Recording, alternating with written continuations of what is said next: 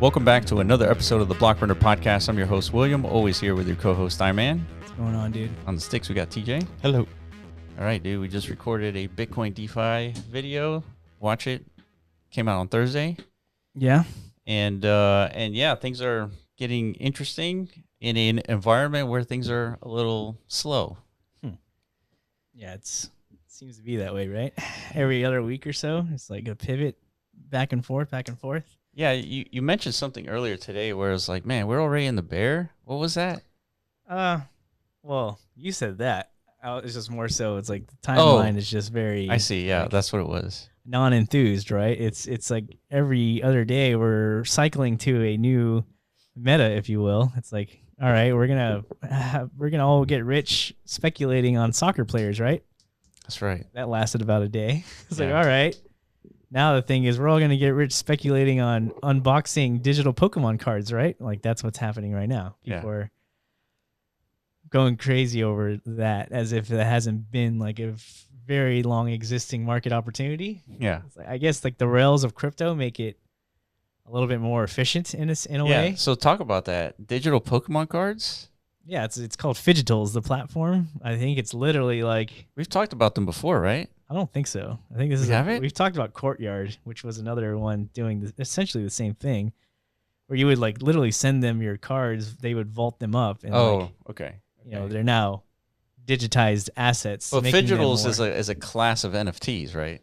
Well, yeah, physical NFTs. It's like they're taking like a real world asset angle, at least from their marketing and such, and they're locking it up and then issuing. I don't know. I don't know if there's any locking up at all. It's just, It's weird. I don't know. I'm looking at it right now. Maybe you should pull it up so that we can see it. I mean, it's called Fidgetals.com. You're going to see what you would expect to see. They're just little Pokemon cards in their casing and all with their own little grades. And yeah, people are spending money, particularly influencer types on crypto Twitter. They're sending these guys thousands of dollars to unbox Pokemon cards, dude. So it's like, okay, so these are already they're already open. So these are, I'm sure, just trading hands. Yeah, recent pools. So yeah, people literally just rip these out of the packs. But like as we know, typical Pokemon packs don't come graded, right? Yeah. So these are like pre-graded cards. Probably, most likely, very similar systematic approach where like they've been vaulted somewhere and now introduced into like the circulating pool of like market worthy assets, right? Yeah, this is cool. Yeah, it's like you're buying a pack, and someone is physically opening it somewhere and then showing you what you bought. Yeah, what does that mean though? Like you own the pack, right? So this company like just has like a huge stockpile of graded Pokemon cards, I guess. Yeah. So I'm assuming you buy this pack and then they open it and then you get the contents of the pack and it's not yours. If you can pay for like grading if you want. And, well, I mean they're graded, aren't they? All of them, aren't they? I think they're all graded. Well, these packs. Yeah, like you open the pack and what pops out are already graded cards. Really? Yeah. So there they are, dude. Look at them. They're all graded. So they're real things, right? Like these are real existing Pokemon cards in physical form. Therefore, right, but the pack is like it's like a redistribution of these physical products. Okay. So what I'm assuming is this company, they just have like a warehouse full of cards. Yeah. They've entered them into some database pool. And then people are repurchasing them and then whatever the going market spot price of these things are, that's how they generate their revenues, like the speculation. That fees. Seems weird though, because I would assume somebody already owns these. So how do they put them in a pack? Well, I don't think they do. It's like the company owns them, right? So they're selling them. I see. Okay. I'm guessing. I'm like theory crafting their business model here. See, I'm interpreting this as they have a bunch of these packs. They bought them, right, for like $50 each. and they are selling the physical packs in digital form. Why don't you try buying one, dude? For $500? Get out of here. That's a base set pack, dude. What if you get a Zard? Not interested in a Zard. Do it for the Vine, man. Just one time. For the Vine. For the clip, dude. One time. $500? You don't tell me you don't have a wallet somewhere with $500, dude? I know you do. We gotta do it for research purposes, dude. Okay, so hold on. This one's out of stock. Wait, open pack. What is that? Is that a claw machine? What is this? Yeah, that is a claw machine, and it's in stock. But this one is not in stock. It's restocking. So that's just like the pool mechanic or like the pool presentation. Yeah, it's just an animation. It's not even. So like once you purchase it, it's gonna like reach in and pull out your pack? Yeah, it's just an animation. Okay. It's just they animate it and then you just get a pack. Right? Yeah, it's the experience, right? Yeah. It's all about the experience here. This is their equivalent of a CSGO crate, loot crate. Yeah, exactly. Where you buy a key and then it's like yeah. So then it always goes past what you want it to do. It says open a pack, instantly reveal your card, and choose to hold, trade, redeem, or accept a 85% instant buyback offer. Based on your card's fair market value, each pack contains one professionally graded and authenticated trading card, securely vaulted and fully insured. Yeah, it's exactly what's going on here. I mean, that's cool. So yeah, like this it's kind of what we speculate. I remember like when we first started this podcast, that was like an idea of mine. It's like, yeah, it was. Yeah, we were talking about Pokemon cards. I was like, yeah, it would make a lot of sense to, vault up some Pokemon cards. Yeah. And create a market out of this stuff as NFTs. And here we are. They exist now. Yeah, but these are not NFTs. I think these are all database assets. Yeah. Yeah. In essence, pretty much. Doesn't like the NFT. So crypto Twitter is talking about this all day, dude. That's kind of my point. We're running out of stuff. We're starving out here, dude. The crypto influencers out there are starving for content, starving for, some substance to latch onto to remain hopeful for the future of this industry space. It's like, where are the devs at, dude? I don't know. Yeah, it's like if not memes, then what, right? So it's like, all right, Pokemon cards, why not? Athlete trading, just creating different market derivatives. Yeah, around this stuff. But yeah, I mean, it's cool. I like Pokemon too, but I don't think this is gonna save the trenches. You know what I mean? Yeah, I mean, I've been out of the loop, so I'm seeing some new version of Charizard cards. Oh, there's a ton. Like, I don't know what's what, to be honest. Yeah, I mean, the TCG universe is like at all-time highs. I think across the board, not just Pokemon, like Magic the Gathering, Yu-Gi-Oh, I think, from what I heard. Yeah, but I'm out of the loop too, but kind of like semi in the loop, right? Yeah, they have their ups and downs, right? There's a tension there, and then it just kind of goes away. There was a big up during COVID, and like Logan Paul. Yeah, I remember that.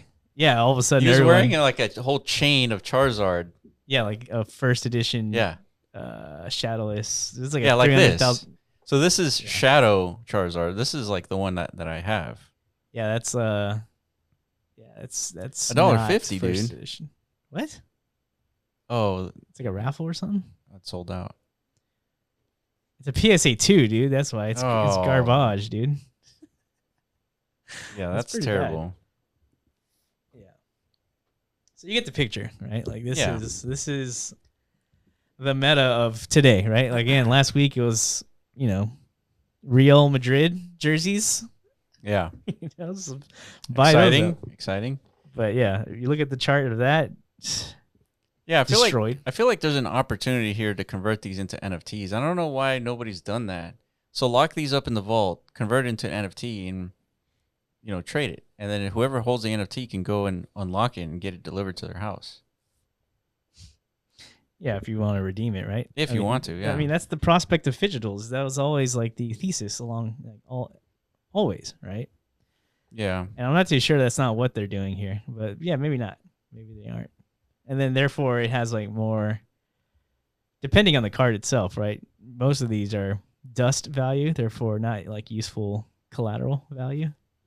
Yeah. I don't know if any, like a CryptoPunk, if you own one of those, if it serves as like actual collateral value. I think it does. There's a lot of I would say so. Lending apps out there. I mean, there's lending protocols where you could lock up like a NatCat or some ordinal. Really?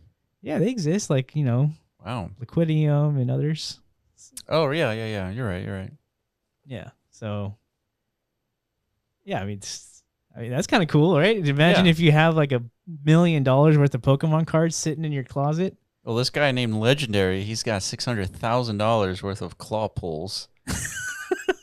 God damn, 600,000, dude. And you're telling me you can't buy just one, dude? Come on. $500? Yeah, man. Dude, don't you want to relive like happiness for once? No, I do not. You don't want to experience true digital joy, dude? No, because I know I'm going to get iced. Yeah, I'm going to get wrecked. But you might not, though. You're going to end up getting the victory bell. I'm going to get like, we're going to get like Diglett, dude. Oh, no. A holographic Diglett. It doesn't exist, dude. No way, dude. It has to exist. Not in the base set. There's no holographic Diglett in the base set, dude. No shot. Fuck? Yeah, but okay, not in the base set, but we'll get one of the new sets and I'll get a holographic Diglett. I don't think they would print that, dude. No way. Maybe, I don't know. Maybe they exist. How could they fade Diglett? He's the most hard-working Pokemon there is out there. I don't know. There's greater Pokemons, dude. Yeah, so all right, so clearly we're starving, right? So, or maybe not. Maybe we're just misinterpreting. What if maybe this is like the future mass onboarding event for crypto? Like we're looking at it right now. We're just idiots. Kind of like when we're looking at like digital art in the very beginning. We're like, sure, this is nothing, but it turned out to be the thing. Yeah, that's why we can never trust our initial instinctual like. Skepticism of things, right? Yeah.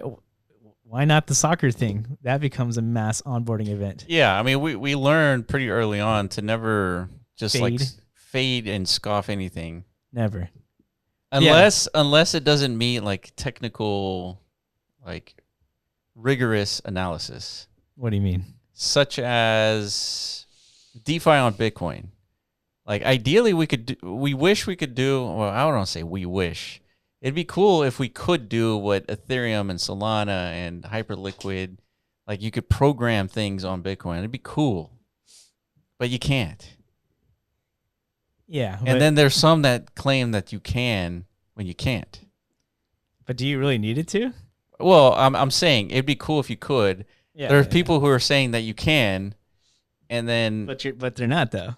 Yeah, but they're not. They're saying that they can, but they're doing it in some sort of kung fu way. Yeah. Which is people can say things. It's really been the theme. Right. It's really been the theme of the week is like people have just say things. Yeah. And then people who don't understand, they read those things and they'll be like, wow, you could do that? And it's like, no, you can't. Right. But people just say things. But it looks like you're doing that. It looks like you're doing that. Yeah, correct. Yeah. And then those people who are questioning is like, wow, you could do that? Do you really care if you're doing it really or not? So you don't. You only care if that thing is going to like produce value for you. True. At the end of the day. True. Like, do you really care if you park your Bitcoin somewhere and it's generating you like 20% yield? No. Why would you care? That it's not actually like being, programmatically enforced on chain. Sure. For Bitcoin's chain specifically. But it's using some other chain device. Right. Yeah. There's a demographic that does care, right? It's like it's like not your keys, not your Bitcoin, right? So there's that demographic that does care. But but ultimately you're trying to get some sort of yield off your Bitcoin, and how you do it matters a lot less than how much money you make from that yield. Yeah. I think to these new owners of Bitcoin, that's probably the case. Yeah, I definitely agree. The old owners of Bitcoin are probably way more idealistic or ideological. They're risk adverse now. Yeah. And they don't, they have thousands of Bitcoin, so I'm not going to like risk it. So I'll keep my 50% compound annual growth rate. Yeah. It's been serving them pretty well so far. Yeah. Right. So I don't need to get fancier with it. No. But yeah, these new owners, they're raising tons of capital to now they got this thing called Bitcoin, right? They converted investor wealth into new money. Yeah. A new digital system. It's like, but this thing has to do something very impactful for me, like in the short term horizon, right? Or else this capital weight is going to crush me.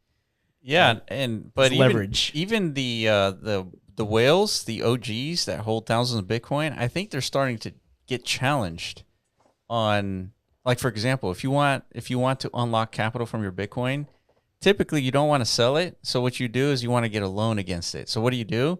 You send that Bitcoin to a custodial service, and then they unlock cash to you in the form of USDC or USDT. And so, to me, in my opinion, I feel like that's way better than selling your Bitcoin, because now you got to do long-term capital gains, pay taxes on it, and all this nonsense, right? Yeah. So even the OGs are getting challenged with their beliefs. And I think that's sort of the point of, how this is maturing into this institutional asset. Yeah. What's the belief there that it's like never trust custodians? Yeah, exactly. Not your keys, not your Bitcoin. I see. And so if you're giving up Bitcoin to unlock some sort of cash flow in the form of loans, you've given up your Bitcoin no matter how much cash you've gotten in return. Yeah, therefore Satoshi's flipping in his grave, right? Basically. Yeah, pretty much. You've committed ultimate sin. Yes, that's correct. You're going to Bitcoin hell. Yeah, pretty much. In their eyes. Yeah. Damn. Yeah, but how else, if you don't want to sell your Bitcoin, how else do you unlock that capital? There's no way to do it. Yeah, you don't. Yeah, so that is, I think, kind of like the thing that these OG people are going to face, and they're facing, and I'm sure they are giving into it. Well, yeah, we're seeing it. We're seeing the evidences of like these hodlers since like the 2010 era, 2011 era. They're slowly clipping themselves out of existence. They are. Yeah. I wouldn't do that. If I had 24,000 Bitcoin, dude. I would not sell it for $9 billion. No, I would not. I wouldn't. You're not out of there at $9 billion? No. Why? Because that $9 billion is inflating away at 10%. Yeah, but you just buy a bunch of Pokemon cards, dude. You're secure. Yeah. Upload the Fidgetals, Right. Well. Let me show you an example. Buy here. up the whole first edition Charizard lot, and you're secure again. I don't know, man. I mean, shit. Will's not here for the depreciating $9 billion. No, absolutely not. Yeah, I mean, just like you're saying, just give it to one of these guys who's going to print you some. Yeah, if you money. are going to part ways with 24,000 Bitcoin, if you're already going to sell it, might as well just give it to one of these institutions like Coinbase, Morpho, to convert the 24,000 Bitcoin into a loan, right? Where you keep the 24,000 Bitcoin and you use the cash for yachts, for parties. Now we're talking. For Lambos, you use it for whatever you want. Right. You keep your 40% compound annual growth rate, and you spend the melting ice cube. Yeah. How's that not the right move in every situation? So, like, you're literally a spokesperson for, people sponsored by Morpho. Yeah, sponsored by. Yeah, Bitcoin DeFi, really. Anything, any device, any vessel that allows you to essentially do that, right? But yeah, so it's going to snowball, I guess, into a competition for which of these service providers, become trusted at the institutional level, right? Yeah, and think about this. Now, if you look at what I'm showing here, CBTC, that's Coinbase Bitcoin. Yeah. Right? And I would say it's pretty trustworthy. Coinbase? Yeah, Coinbase. Yeah, right. Yeah. It's so trustworthy that if you borrow against your Bitcoin, you're paying 5% interest on it. Mm-hmm. This is so low that it's ridiculous. Right. And then if you go measure Bitcoin's growth, let's say 40%, 30%, whatever it is, you are keeping the difference in that. So Bitcoin grows at 30%, you're paying 5%, you're keeping the 25% growth. Mm-hmm. And if you do that, you essentially can take loans on Bitcoin forever, as long as you don't get over leveraged. Right. And so what's the limit here? The limit is 86% LTV. So loan to value ratio, maximum they allow you to extract is 86%. So if you put in a Bitcoin worth 100,000, you can only extract up to 86,000. And then you're at the limit of liquidation. So if Bitcoin drops 1%, you're liquidated by 1%. So you don't want to do that. No. So you want to take, closer to a 50% LTV, on average. Sheesh. So it goes back to, what do you do with your Bitcoin if you want to unlock capital? You can sell it or take loans against it. In either case, you are giving up your Bitcoin from not your keys, not your Bitcoin perspective. Interesting. So these are very recently deployed tools, right? Well, I don't know how old Morpho is. I think they've been around, but I think the product of CBBTC is a new product. And it's so new. I think it was released January 2025. Yeah. But yes. So from Coinbase, and you can lock up your Bitcoin and unlock some capital. Yeah. So then, what about some other actor out there that's saying, do the same thing over here and some DeFi app that I've built and deployed on my L2 or whatever. Yeah. And you get 20%. What do you do as a Bitcoiner? That's a great question. Because that's what's happening, right? And that's the market share that's up for grabs. And we saw this already happen once with Ethereum, right? Yeah, I mean, it's an interesting proposition because theoretically, you keep your Bitcoin in the same way you're keeping your Bitcoin here in this loan situation. You keep your Bitcoin. That asset is being utilized again at a 20% growth. So you have one that's growing at 30%, and then you have the same asset unlocked growing at 20%. So you're 50% yield. Yeah. Yeah, that's great. But then whatever's giving you that 20%, you have to compare its reputation to Coinbase. Yeah. Yeah, it's in most cases won't match up. But again, it's the trade-off, it's the risk. Yes. Appetite for the depositor, right? Yeah. Yeah. So that's to be determined, I guess. But that's a crazy proposition. I mean, you take the 20% yield to buy back Bitcoin, you're getting 20% on your Bitcoin. That's insane. Yeah. I think it could probably somehow, some way, some magical flip-flop recipe of Web3 finagling could potentially even get higher than that at some point. It could. But at some point, it needs to. Again, in order for like the because you said you watched something recently, right? Like the Bitcoin Asia talks or something. Yeah. And they're asking the questions like, here we are in another market cycle. What is that thing that will likely correlate to what? The collapse of Terra Luna and FTX. What is the thing that is happening now that is going to end up like a Terra Luna or like an FTX? Yeah, so without it happening yet. What does that even mean? So what is the scam running in real time? Yeah.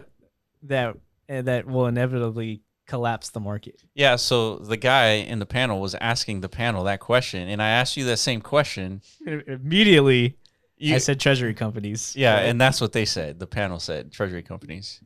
Yeah, it has all the look, feel, and touches of that, right? It has all the stench.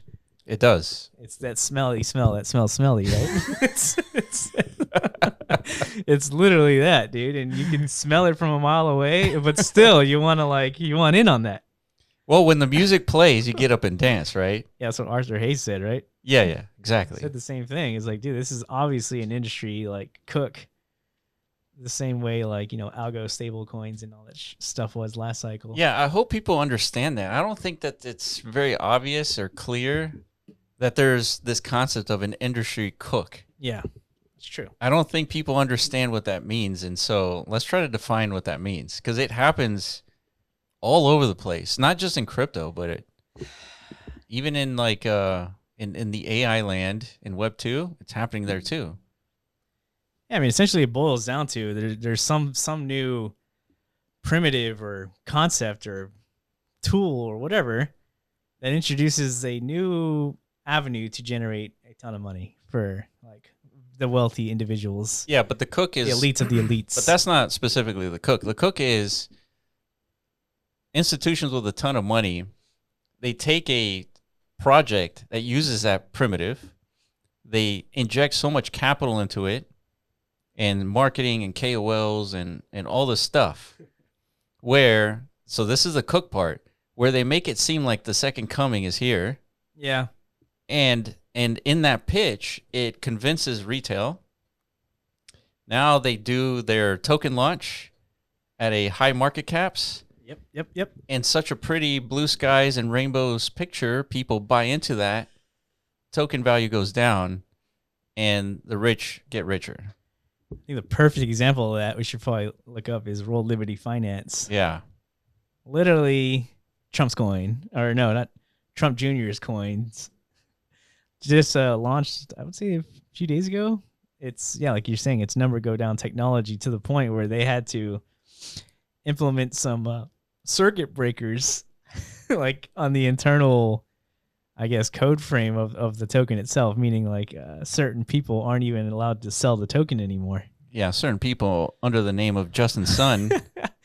Yeah, and who knows, whatever cabal Justin Sun is a part of, but their justification is, I feel like the Trump family or the Trump organization is rudely being exposed to the industry of crypto. They didn't realize like all these insider dealings they've been working with like exchanges, market makers, was actually going to work to their detriment. Yeah. And that's what they're saying. It's like, dude, all these exchanges are dumping. It's like a coordinated dump effort. Yeah. And they want to put a stop to it. It's like, dude, what did you expect? That's what these guys do always. Not only that, their market cap, they launched a token at what, 4 billion? It's like 20 billion. So they launched it at, oh yeah, you're right. They launched it at 20 billion. Yeah, it's like on its way down to 4 billion. It's already down like 40 or 50%, I think. But yeah, I think they weren't, people like Justin Sun were saying like things like, I'm never going to sell my World Liberty coin. I'm sure all those market makers and exchanges told them the same thing. Yeah. It's like, dude, we're in on you. We're in on this with you guys. We're here to change finance. We saw what big banks did to you guys. Yeah. Yeah, you're in the right industry. You guys are making all the right moves. Right. Yeah. We're here to back you and to usher the United States into a new era of finance that's more equitable and more liberty at its core, right? That's right. And then token goes live, sell. That's right. Fuck you, Trump Jr. and your whole family. Welcome to crypto. Yeah, welcome to crypto. Yeah, everyone has to learn this lesson one way or another. Basically. But that was a cook of all cooks, right? And so on top of that, they're trying to prevent Justin Sun from selling his tokens. They've frozen his wallet. Yeah, and then Justin Sun put out a tweet. He's like, we've only did like very like usual market activities. Like, this is uncalled for. Yeah. It's like, we only sold a little bit, guys. But I think it's setting off like a cascading reaction. And now everybody's just like, it's a bank run, right? I think exchanges don't even have enough of the token to like supply everybody who's trying to withdraw, or sell. It's like it's a total collapse. Right? Yeah. So if you dropped 1,000 on this token, you're holding $10 now. No, I think that's like a meme. Yeah, it's meme. Yeah. Copy pasta. Yeah, but here they it's are. It's not down 99.999%. It's not down that bad. But it's definitely ugly, and it's definitely, again, that's crypto, right? Another not good look moment for the industry. Yeah. You got the fucking president of the United States and his whole family like. So this doesn't qualify as a cook, though, because if Trump and the boys, they're confused as why is everyone selling, that's not a cook. That's a fleecing. Well, I think it was an attempt at a cook, right? So what's your definition of a cook? Something where there's IP, dude. Story protocol? Yeah. Well, yeah, that's another form of cook. That is like, that's such a cook that I don't see how the premise even makes sense. IP on the blockchain? Like, how is anyone going to enforce IP on blockchain? How? And no answer to that either. No, I think they have like subtle answers and such, but I think it boils down to like, that comes with adoption type, Yeah. Again, industries at scale. Like, you got to kind of like prove a concept initially, build enough user demand, associate your IP on this chain and then propagate from there. That way you leverage at least like the economic rails of that. And if enough of that happens, then it's like a justification for now we need to like really enforce this, like from a legalities perspective. Yeah. Like, it's like a thing. Yeah. Like you're never going to get the like laws in place without like the proof is the traction. Yeah. So like they gotta build the narrative, the thesis, the rails, and then it's an effort of actual adoption after the fact. Yeah. Well, now the token is part of a treasury strategy. Yeah. That's the cook. That's not their exclusive cook either. This is what we're talking about. That's the industry cook of today. Yeah. Yeah. Which is why it's like so obviously the thing that's going to at some point go awry. Yeah. Right? So there's treasury companies who are buying up meme tokens too. And so that BONK?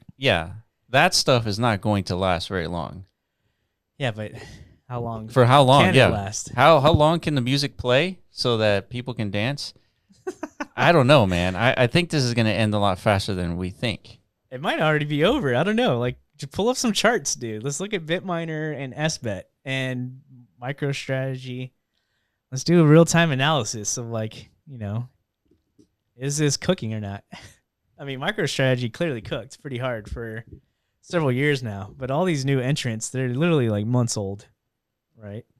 Yeah, I mean, I don't think it's a good idea to look at MicroStrategy like on a monthly scale. I think if you're gonna buy Master, I think you got to look at it at the scale that you look at Bitcoin. Like you buy Bitcoin at any given month, you could be down, but if you wait 4 years, you're generally up. Yeah, but that's just so. You're saying MicroStrategy is the Bitcoin of this DAT space. Right? Not only just the Bitcoin, but probably one of the very, very few winners of the DAT space. Yeah, that's what Bitcoiners say about Bitcoin in the context of crypto. So you're saying the same thing essentially. Yeah. But that doesn't discredit like every other treasury company from like A, existing, and B, appreciating in value through some scope time frame, right? For sure. Can you invest in some sort of treasury company that goes up faster than Bitcoin for 6 months? Yeah, of course. You can invest on a shitcoin, on a meme coin that grows faster than Bitcoin over a few seconds, right? Yeah. So that's the question is, so will these things come to fruition, and then like how does that happen? Is it happening?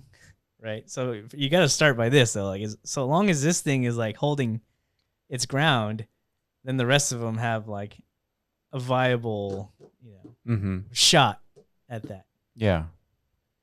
Yeah. So, at its peak, it was like 440. Now it's at 327. And that's over, let's look at the year. It's sort of been crabbing to a certain extent. And Bitcoin has been crabbing, feels like forever. I don't know. If you look at Bitcoin's chart, it's literally been on like an only go up trajectory for like 2 years. I wouldn't call that crabbing. Yeah, but this is over a year, and it's up over a year. Yeah. And then over 5 years, I mean, it's up over. Yeah, this is 2024, so it's also up, and the same time Bitcoin is up. Yeah. Except that this is up multiple times higher than what Bitcoin is up. Yeah. What is the market cap? 90-something million or billion? 92 billion. Yeah, so that MNAV is getting close to 1 again. Yeah, are they even tracking MNAVs here yet? No. What is this, Yahoo Finance? Hell no, dude. No way. Definitely not. All right, what's the other one? SBIT? Yeah, SBIT. Yeah, so SharpLink Gaming. Oh. It's down 8%. Yeah, let's look at their like 6-month chart. Oof. Yeah, here we go. 6 month. I mean, that's definitely a scary looking chart, right? Yeah, so now when you're looking at SBIT and Tom's thing, like now you really have to, you're gambling in a sense. Well, yeah, you have to really dig deep into your Yeah. conviction thesis library. Yes. Which of those dusty old books on your, like, you know, shelf of reasons to believe Yes. are you gonna like pull out and deploy on this one, right? Because this chart is not very sexy, if you will, and I pay attention to their Twitter account. They're still buying. Yeah. Aggressively, SBIT and BitMiner. So BitMiner's chart looks very similar. Here's the challenge. Ethereum doesn't have number go up technology like Bitcoin. The only thing Ethereum has is the ability to use it in the form of like stable coins and like the best use case of it. So if you believe in utility is value, then this is a no-brainer. But how are you going to say Ethereum doesn't have number go technology? It's in the context of its lifespan, it's up huge, massive. Yeah, but if you compare that to Bitcoin, it's down massive. Not really. Yes, it is. Absolutely. But because Bitcoin's been around longer. No. If you're talking about the context of this cycle? No. If you price Bitcoin in terms of ETH, right. It is down bad. It's down 70%. Down bad. Yeah, but still, I don't know if that's necessarily like a guaranteed like natural property like Bitcoin's number go up and Ethereum is not. It's just Ethereum hasn't caught up yet. Like it's possible. Yeah, it's possible. Yeah, because you're saying it's not a number go up thing. Pull up its chart and tell me that's not a number go up asset. Well, it depends on what you price it. If you price anything in dollars. But we're not talking about that. You're talking about the superpower of Bitcoin is its compound annual growth. Yes. Does Ethereum not have parity? No, it does not. Absolutely not. Oh, let's look at the chart. I mean, maybe because it needs another cycle of... Maybe it does. Yeah. Bitcoin, it took 15 years for it to get like... Yeah, so the Ethereum crew might be like a little too early on this which presents concept. An opportunity, right? If you were paying attention to Michael Saylor in 2020 and he was buying up Bitcoin as a treasury strategy and you bought, you'd be up like 15, 20x over 4 years. Yeah. That's better than Bitcoin. So that might be like the case scenario for these like Ethereum companies? Yes. Could be. Yeah. So like you're saying, you got to dig deep on your conviction thesis. Yeah, and really expand your time horizons. Yeah, now is the time to buy SBIT. And so long as you could stomach 4 years. 4 years of waiting for that conviction thesis to play out, which requires Ethereum again to categorically be aligned with that monetary expectation of like this is another digital asset that only grows. Yeah, like in its annual growth rate perspective of its entire time history. And the reason why it's more difficult to deduce that from Ethereum hasn't been around as long as Bitcoin. But objectively, it still does what Bitcoin has done, like in the stretch of its beginnings to now. Like it's gone up significantly. Yeah, so let's look at so this is logarithmic. So this right here is what is that? 4,800 November 2021, and we're at all-time highs in terms of the dollar. So if we were to do they have ETH? I think it's XAU. What is BTC? What are you trying to find? Bitcoin Gold. So XAU. So this is Bitcoin price in gold. And as you can see here, if you go back to the last cycle where Bitcoin reached 67,000 or whatever it was, price in gold is 36 ounces 4 years ago, around the same time. And then now, if you go to today, it's 31 ounces. So we haven't reached previous all-time highs. I mean, we have, but not really. We haven't breached it.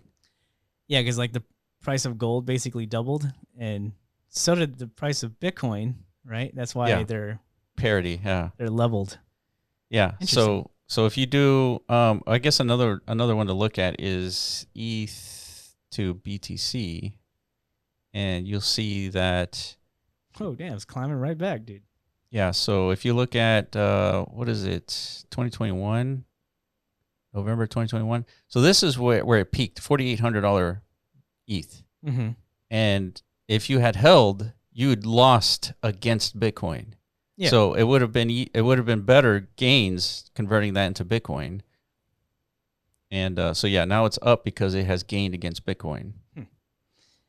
Yeah, so... But to reach its all-time high, I mean, dude, you're talking about a 2x market cap from here, at least. Yeah. More than that, dude. It's like a 20x. 20x? Yeah. What do you mean? Look at the values here. So this is the previous all-time high. So 0.03 to 0.08. Oh, sorry, no. Yeah, it's like so a 2x. Yeah, 2x. 2.5x or something like that. Very achievable.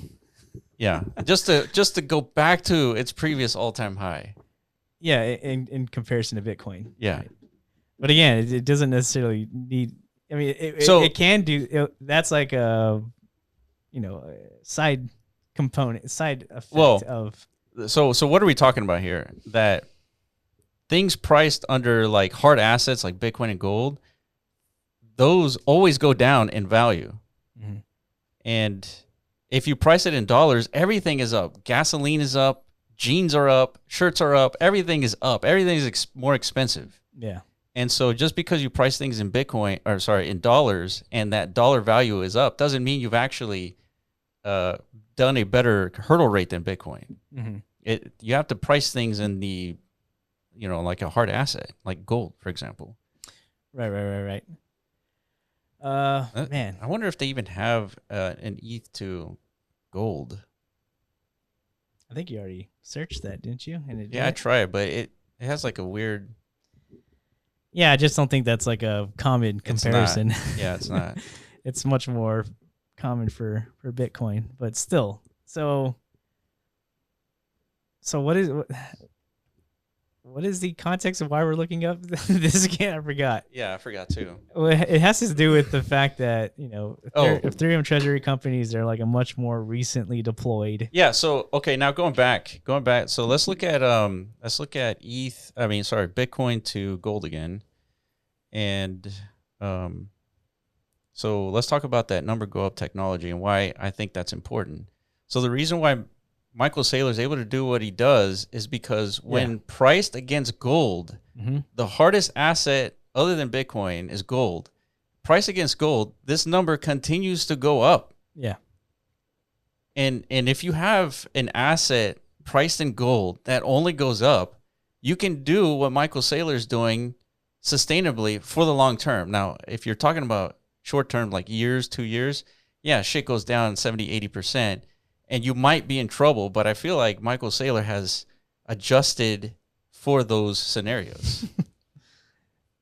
Yeah, that's maybe that, and I think that's why people label this whole thing as like a potential. Yeah, like a Ponzi. Yeah. Well, yeah, potential the next FTX or the next Terra Luna collapse, right? Because it's I don't know, like you're saying, it hasn't been properly stress tested, right?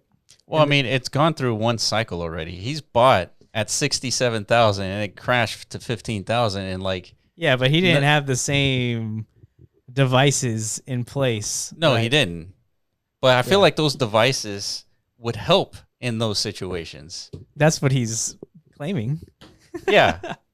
Yeah. So again, it goes back to what we said earlier. People can say things. Yeah. And Michael Saylor is saying these things, but there's no way for us to confirm. Yeah, but he could be right. And I think in most cases, he probably is right. And I think they have done the due diligence. And I think because of their early first mover advantage and all that stuff, they probably are safe, objectively safer than anybody else. But like from the industry perspective, the fact that it's now like snowballing into hundreds of copycat attempts, mm-hmm. again, not just with Bitcoin, but with every single asset in the industry, all the way to BONK, and Story Protocol. And now Merlin, Jeff is doing this for his own L2. It's becoming, I'm seeing AI projects launching with their own treasury companies, like, to support the token's growth. Like it's a whole different industry flywheel, if you will. I think that is the thing that's obviously going to, run into stability issues. Yeah, right? Not only that, there's different ways to go about it too, because you could just raise capital and buy the underlying asset. But what Michael Saylor is doing is because the underlying asset is growing at 40% or 50% compound annual growth rate, he can lever that and buy more of the asset. You cannot do that with anything else, including Ethereum. Mm-hmm. And so they don't have that capability that he has with Bitcoin. So having said that, Ethereum has some usability, right, with stable coins. Yeah. And they got yield capabilities. And there's like all this other stuff that can be levered so that they can continue buying Ethereum. Yeah. But So having said that, that is the conviction you need to have in order to buy SBIT and hold it long term. Right. So you maybe, I guess, possibly, right? Because ultimately, who's buying these things, right? It's retail. Yeah. Yeah. Retail investors. Like this is what we're not retail. I mean, this is institutional money. This $9 billion didn't come from our pockets. Yeah, I think initially, but I think for a number to go up and for this to, I don't know. That's true. We need to buy SBIT so that they can continue the game. Yeah. Yeah, retail, like this needs to manifest into a retail accessible market phenomena that people are interested in getting exposure to. And I think this is like another component of industry cookery. And like, you know, we spend all of our existence in the trenches, literally, like along with the crypto Twitter bros, and, you know, trying to analyze really, really new trends that originate from on-chain innovation, right? So that's like our space, our focus. But I'm noticing like other retail people who are not getting like exposure to that. They're getting, I don't know, like signaling from the industry cabal that they should be paying attention to some of these things. Right? I see. Like randomly had a friend, message me telling me to look into Story Protocol. Right?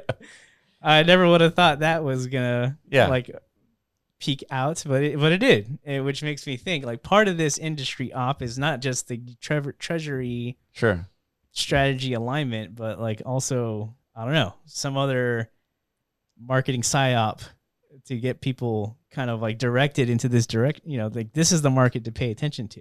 Yeah. I was surprised to hear that your friend asked you about that. Yeah. And I was curious as to where your friend has heard about Story Protocol, because we thought that was like a trench token, right? Like a crypto Twitter token exposure. Yeah, again, this is one of the things that crypto Twitter's not paying attention to. There are others like HBAR. Yeah. That's like another ticker that's out there that's breached crypto Twitter, in other words. Crypto Twitter's not talking about it, but if you look at its chart, it's only going up. Right. And then you hear like retail talk about it. That same person who mentioned Story Protocol to me is like HBAR.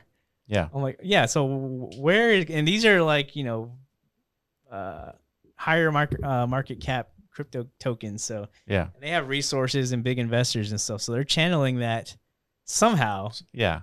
Yeah. It's like what medium? I don't know. It's like a YouTube ad, you know, something where it's like outside of crypto Twitter. Yeah. Yeah. So it feels like maybe crypto Twitter is going to be like that much off the mark of like, because there's such an industry like cook happening. Mm-hmm. You know, I can see that, dude. Maybe. I don't know. I'm trying to like really wrap my head around, because, you know, institutional crypto is not in here trying to like wrap their VC interests into the trenches in any way. Right. Yeah. They're not. They're trying to figure out some new game to play, just like they did last cycle, you know.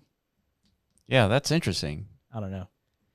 I've been trying my best to kind of like, you know, sniff this out to understand. Because I mean that's part of our job, right? Like, where is the opportunity? Yeah, that's right. And it's like if that's it, it's like all you have to do is identify like what is the industry cabal up to, and then, you know, what are the tokens that are, you know, all aligned in this newly discovered strategy that's like, you know, rubbing the shoulders of institutional capital. Yeah, and so that's really the exposure you should be seeking. Yeah, right? So what you're saying, the strategy is understand where the cabal crime is. Yeah, understand where the cabal is pushing the narrative. Yeah. Get in while the narrative is hot. Dance until the music, you know, stops. Yeah, even if you like peer beyond the surface and you see like these are actually ghost chains. That's right. Yeah. And in most cases they are. Yeah, fundamental analysis is where it falls apart. Right. Because once you see a ghost chain, you're inclined, if you're a fundamentalist, you're inclined not to invest. Yeah. right? But you would be wrong because it still does multiple X's. Yeah, and I think it's like in the beginning stages of confirming whether or not like that should be the approach, because it hasn't like ran super hard yet. Yeah. But it's running enough to where it's like outpacing its rational expectation of value. Yeah. Right. So it's like there's a mismatch there with like market value to actual fundamental value. Yep. So like that's already like the starting ingredients to like yeah, you know, a reckoning. Yeah, something is happening, and we're on our way to a full festering, you know, bubble. Right. Yeah, I totally see that. Yeah. So I don't know. I don't know. Yeah, I think it's a little crazy to see all these treasury companies kind of form. I don't think it's that crazy in the sense that they're trying to capitalize on what Michael Saylor has been doing, but with another token. So be the first on this token, right? The first is first kind of strategy. But I mean, long term, it's hard for me to believe that there's anything like of substance other than like Ethereum. Long term, yeah. But we're not talking long term. We're talking So it depends on what kind of investor you are. Talking bubble psychology, right? Yeah. And typically that's what retail is out for, right? Retail, I think the definition of a retailer is like somebody who ghosts the crypto space for 3 years, and then like on year 4 they're back in full force, and like they dedicate like their life for 12 months seeking that opportunity, right? Like that's a true retailer, right? Yeah. And yeah, so those people don't care about long-term horizons, right? It's just like, what is the thing that this crypto industry has cooked yeah, this time? What are you serving me? Yeah. What am I eating today? Yeah, we're eating twin, shit like that, right? It's like, I'm glad you guys cooked that up for me. Yeah. Thanks for the cheddar. I'm out of here. I'm going to spend the next 3 years, you know, watching freaking bum fights. Yeah. Like that, you know, because, yeah, and that's the opportunity, right? Yeah. Yeah. So do you think these treasury companies is like retail worthy, retail like aesthetics? Yeah, not yet. No, hell no. I don't think so yet. I don't know what it's gonna take. I don't know if it's gonna be like I just don't know yet. Don't we need to see Master do like, you know, another 2x here, maybe more, so that retail can be like, oh, Master's for Bitcoin, SBIT is for ETH. ETH hasn't really run, so I'm going to buy SBIT. No, Matt, that's too boring. Is it? Absolutely. A 2x? You think a 2x is going to like wake everybody up? No. Well, it's like some of the new treasury bullshit has to do 100 to 1,000x. No way any of that does that. It's possible. Yeah, maybe for your like the shitcoin treasury companies. Yeah, maybe. Well, if these people who are deploying or like activating within this industry understand how the market actually operates, it's like, you know, they need to like launch these things at much lower valuations, right? Kind of similar to meme coins themselves, right? Yeah. Yeah. It's just, you know. Yeah, but some of these companies, they start at, you know, tens of millions of dollars. Correct. Yeah, they're out there. Yeah. They're being purchased. Yeah. They're being purchased by these treasury strategy people. Correct. Yeah, there's obviously some sort of industry arm out there that's just slinging them out, right? It's just like, okay, you have a token. Okay, you need a company, right? Here it is. Yeah. It's like, you know, you got some money. That's if right. Not, maybe we'll finance you. We'll back you. Yeah. There it is. There's your new. It's like shell. It's a launch pad in itself, right? Yeah, I mean, we were looking at SBIT. Their name is Sharp Link Gaming. Yeah. And they're an ETH treasury strategy company.